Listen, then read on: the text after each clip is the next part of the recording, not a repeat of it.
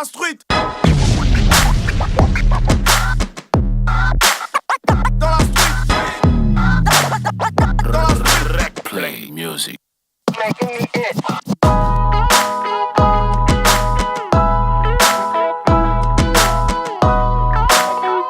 La street. Par la suite, on va un petit peu essayer d'avancer dans le temps. J'ai envie de poser la question, quand vous avez reçu l'appel pour dire que vous avez été pris, qu'est-ce que vous faisiez à ce moment-là? Maria, je faisais quoi quand je t'ai appelé pour te dire que tu avais été retenue? Tu dormais? Non, je dormais pas, j'étais réveillée, j'étais assise. J'ai reconnu ta voix parce que je t'ai vu souvent à la radio. Je me suis dit, ah, elle m'appelle. Je me suis dit, peut-être c'est une blague, mais c'est quand même la voix de Daphné. Ça peut pas être une blague. J'étais très surprise d'avoir été retenue, mais j'étais en même temps enchantée. J'étais assise en fait. D'accord. Devant ta bouteille, ma petite sœur. Ok, ça marche. N'est-ce pas? Moi, je fais rien de beau. J'étais juste assise là, comme ça. Je jouais avec ma fille et puis le téléphone a sonné. Et je savais, je répondais ta voix. D'accord. T'étais contente quand même? Oui, j'étais très contente. Je pense que j'ai sauté du vent. J'étais très contente. C'est mon donné. Ok, Anthony, tu faisais quoi? Non, Anthony, toi, je t'ai pas eu au téléphone par exemple. T'as pas décroché? Non, par la suite, mais je crois que c'est moi qui t'ai rappelé. Ok, d'accord. Et en fait, je rigole parce que j'étais dans la fête, en fait, j'étais dans un show, voilà, en train de chiller avec des potes, et du coup, je vois un numéro inconnu. Je me rappelle, c'est toi qui l'ai coché. Voilà, mais je l'ai appelé et tout. Et tout, c'est mon entretien encore aussi. Non, je vous jure que déjà le team était à 100%, j'ai dû le monter à 300% parce que j'étais tellement content. D'accord. Randy, tu faisais quoi toi? En réalité, déjà, je n'y croyais même plus. Quand j'étais aux toilettes?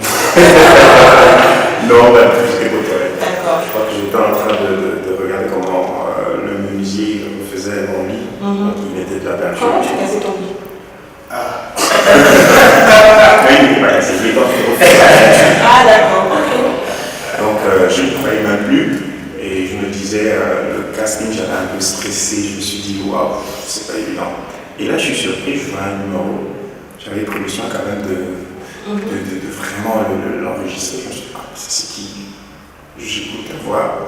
Je me dis, mais ça c'est la demoiselle de la dernière fois. Je pensais peut-être qu'elle m'aurait dit non, voilà, elle avait été retenue, mais à ma grande surprise, elle m'a dit, je suis retenu. J'ai voulu sauter, mais je me suis retenu un peu parce qu'il y avait des gens autour de moi. Je me suis dit, waouh, finalement, c'est passé quoi. Ok. Chris? J'ai préparé une soirée artistique. Ouais. On a pas mal d'activités comme je disais tout à l'heure. Donc c'était dans le cadre de la préparation d'une soirée artistique et j'ai reçu l'appel. Et voilà, ça m'a fait plaisir parce que si je postule, c'est que j'avais vraiment envie d'y être et d'être parmi ceux qui ont été retenus pour pouvoir faire cette aventure. Je suis content. Thierry, purée. En fait, comme j'ai postulé, j'ai vu le niveau de mon manager. Donc c'est lui qui m'a appelé, tout en préparation d'une prestation. Donc j'étais pas vraiment surpris parce que quand je suis venu faire l'entretien, j'avais mis toutes les choses pour mon côté pas trop. D'accord. Genre confiant quand serein, comme l'autre. Ok, ça marche. Du coup, votre premier jour de stage, comment ça s'est passé? Racontez-nous ça. Parce que j'ai cru entendre qu'il s'est passé des choses le premier jour des stages. Quelles sont vos attentes? Vous dites quoi? Vous venez stressé, content?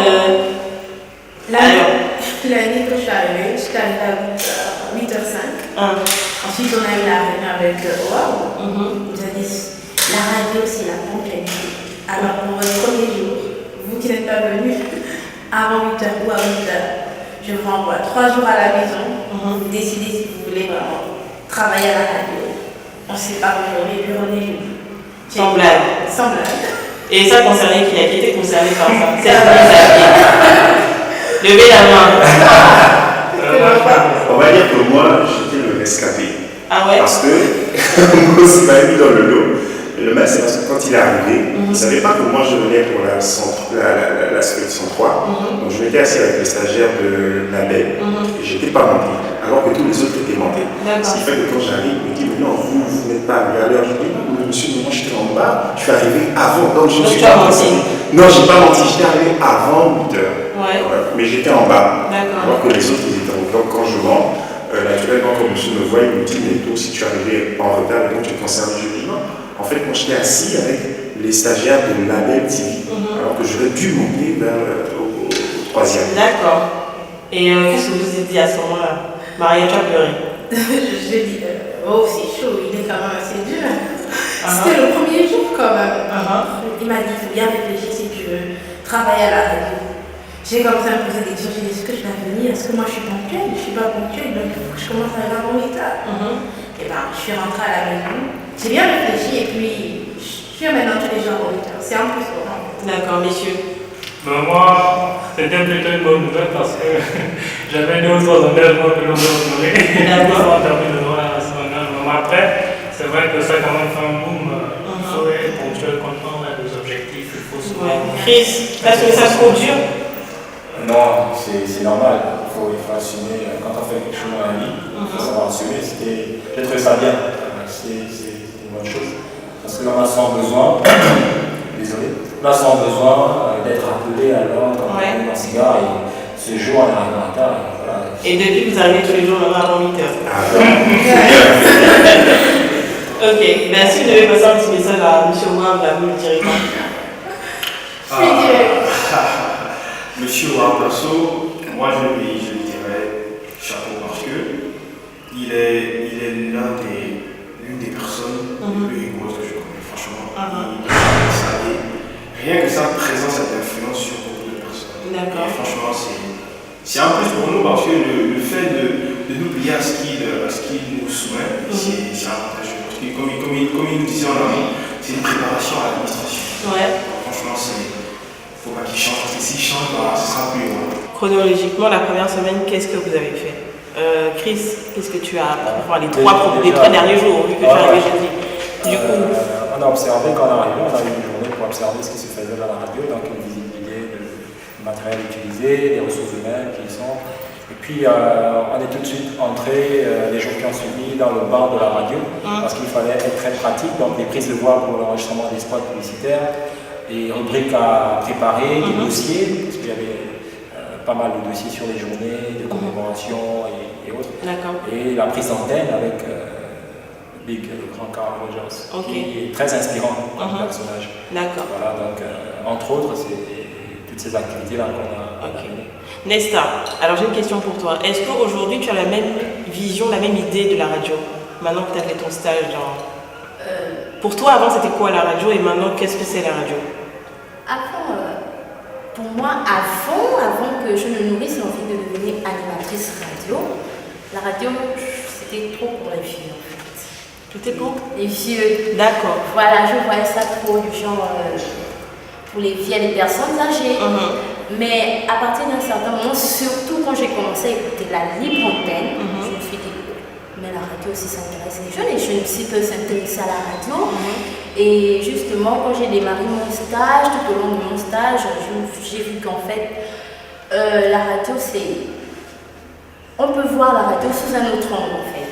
Voilà, c'est un peu ça, la radio. Les jeunes aussi peuvent s'impliquer dans les métiers de la radio. D'accord. Randy, du coup, est-ce que tu pouvais imaginer qu'il y avait autant de travail en radio? Bon, déjà, je suis né un peu dans cette ambiance, mais réellement, je n'étais pas actif, voilà, je vais dire ça comme ça. Donc, je ne participais pas à ce qui se faisait parce que je regardais surtout, j'étais comme spectateur. Et aujourd'hui, je me rends compte qu'il y a beaucoup de travail, mais c'est intéressant parce que ça enrichit, parce que ça te permet de voyager. Tous les sujets que vous traitez, vous savez, vous permettre de voyager, d'aller d'un monde à un autre. Je me dis que c'est ce qui intéresse en fait.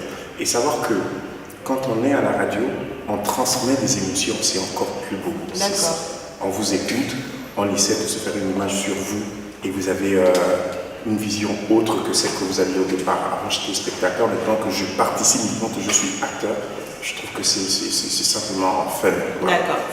Ok, de toutes les tâches que vous avez pu faire à la radio, quelle est selon vous la plus fastidieuse, la plus chiante, la plus ingrate?